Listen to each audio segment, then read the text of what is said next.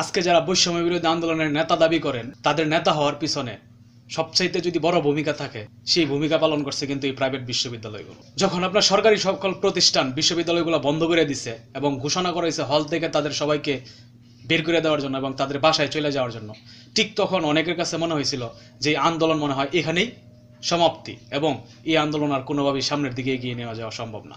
কিন্তু তারপর পরে আমরা দেখলাম যতগুলো প্রাইভেট বিশ্ববিদ্যালয় আছে প্রত্যেকটা প্রাইভেট বিশ্ববিদ্যালয়ের ছাত্ররা তারা রাস্তায় নেমে আসছে এবং এই আন্দোলনকে সক্রিয় করে উঠেছে।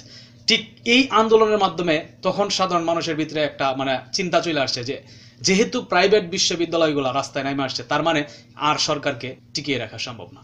এবং এটার যথেষ্ট কারণ ছিল। এটার যথেষ্ট কারণের ভিতরে প্রথমত হচ্ছে কারণ প্রাইভেট বিশ্ববিদ্যালয়গুলো কোনো সময় কোনো আন্দোলনে কোনো সম্পৃক্ত হয় নাই বা তারা কোনো আন্দোলনের সাথে কোনো সময় যোগ দেয় নাই। এই দেশে যত আন্দোলন হয়েছে অনেক আন্দোলন হয়েছে কিন্তু কোনো সময় প্রাইভেট বিশ্ববিদ্যালয়ের ছাত্ররা তারা রাস্তায় নেমে আসে নাই। কিন্তু এইবার যখন তাদের চোখের সামনে তাদের ভাইদেরকে আপনার হত্যা করা হয়েছে বা তাদের উপরে আক্রমণ করা হয়েছে, ছাত্রলীগের ছেলেপেলেরা তাদেরকে আক্রমণ করছে, তাদেরকে যখন হল থেকে বের করে দিচ্ছে, ঠিক তখন আপনার প্রাইভেট বিশ্ববিদ্যালয়ের ছাত্র যারা আছেন তারা কিন্তু রাস্তায় নেমে আসছিল।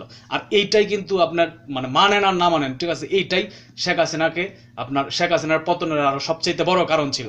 কারণ প্রাইভেট বিশ্ববিদ্যালয়ে যারা লেখাপড়া করে তারা মোটামুটি আপনাদের ধারণা আছে যে প্রাইভেট বিশ্ববিদ্যালয়গুলোতে কাদের সন্তানরা লেখাপড়া করে।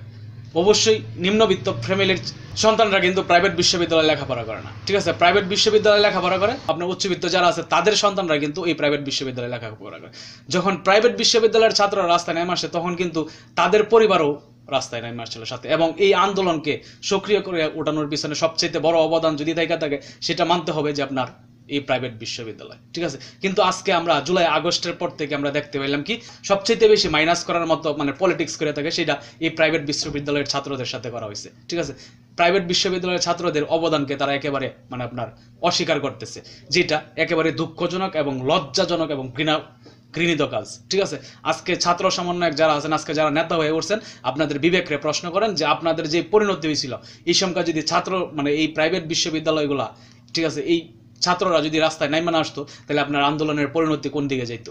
কোনোভাবেই আপনার আন্দোলন কিন্তু সক্রিয় করা সম্ভব ছিল না। এই প্রাইভেট বিশ্ববিদ্যালয়ের ছাত্রদের মাধ্যমে কিন্তু আপনাদের আন্দোলন সক্রিয় হয়ে উঠছে, ঠিক আছে। কিন্তু আজকে আপনারা তাদেরকে যেভাবে তাদের উপরে তাদেরকে আপনাদের দল আত্মপ্রকাশের মাধ্যমে তাদের উপরে যেভাবে ন্যাক্কারজনক হামলা করলেন এটা একেবারে লজ্জাজনক। বিশেষ করে এই যে এই বাইটা, ঠিক আছে, তার উপরে যে আজকে যে ঘটনার হামলাটা হয়েছে, ঠিক আছে, আপনার 19 তারিখে না 20 তারিখের যে ঘটনাটা আপনার তার যে চোখের চাহনি ছিল এবং তার যে এগ্রেসিভ ভূমিকা ছিল সেই কারণে কিন্তু যে চুপ ছিল সেও রাস্তায় নামে আসতে বাধ্য হয়েছে শুধুমাত্র তার ভঙ্গিমায়। এবং আরেকটা বোন, যে বোনটা আপনার পুলিশের গাড়ির সামনে গিয়ে দাঁড়ায়া, ঠিক আছে, পুলিশের গাড়ি পর্যন্ত থামাইছিল, তাদের ভূমিকার কারণে কিন্তু সাধারণ মানুষ আরো উজ্জীবিত হয়েছে এবং তারা সক্রিয়ভাবে রাস্তায় নেমে আসছে, ঠিক আছে। কিন্তু আপনারা যারা তাদেরকে যাদের ইন্ধনে বা যেই পরিকল্পনায় তাদেরকে মাইনাস করার চেষ্টা করলেন বা তাদের সাথে আজকে যেই কাজটা করলেন এটা একেবারেই অগ্রহণযোগ্য একটা কাজ করলেন, ঠিক আছে। তাদের অবদান অস্বীকার করে আপনারা কোনোভাবেই সামনের দিকে এগোতে পারবেন না, এটা মনে রাখবেন। কারণ তাদের যে ভূমিকা সেই ভূমিকাকে মেনে নিয়ে তাদেরকে সেই স্বীকৃতি দিয়ে আপনাদের যদি ছাত্র জনতার ছাত্রদের যদি দল গঠন করতে হয় বা ছাত্রদের যদি আপনার রাজনৈতিক দল গঠনের চিন্তাধারা থেকে থাকে তাইলে তাদেরকে স্বীকৃতি দিয়ে আপনাদের রাস্তায় থাকতে হবে এবং এই দল গঠন করতে হবে, এই দলের ঘোষণা করতে হবে। আর নয়তো এই দল কোনো সময় পূর্ণাঙ্গ দলে পরিণত হবে না এবং আপনাদের প্রতি যে আস্থা সেই আস্থার সম্পূর্ণ আপনারা টিকিয়ে রাখতে পারবেন না।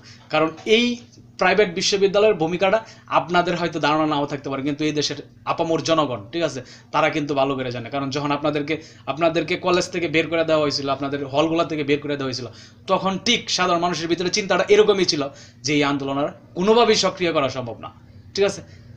কিন্তু একমাত্র প্রাইভেট বিশ্ববিদ্যালয়গুলোর ছাত্রগুলো যখন রাস্তায় নেমে আসে তখন মানুষের ভিতরে একটা আলাদা শক্তি চলে আসছে এবং এরকমও আলোচনা হয়েছে যে এইটা নজিরবিহীন। প্রাইভেট বিশ্ববিদ্যালয়ের ছাত্ররা কোনো সময় আন্দোলনে যোগ দেয় নাই, ঠিক আছে, এটা নজিরবিহীন ঘটনা এবং এই ঘটনাই সবচেয়ে বেশি শেখ হাসিনাকে ভুগাইছে।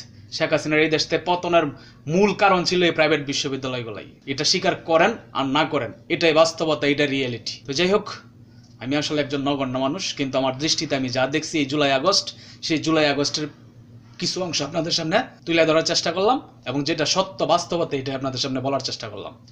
ভালো থাকবেন সকলেই। আসসালামু আলাইকুম।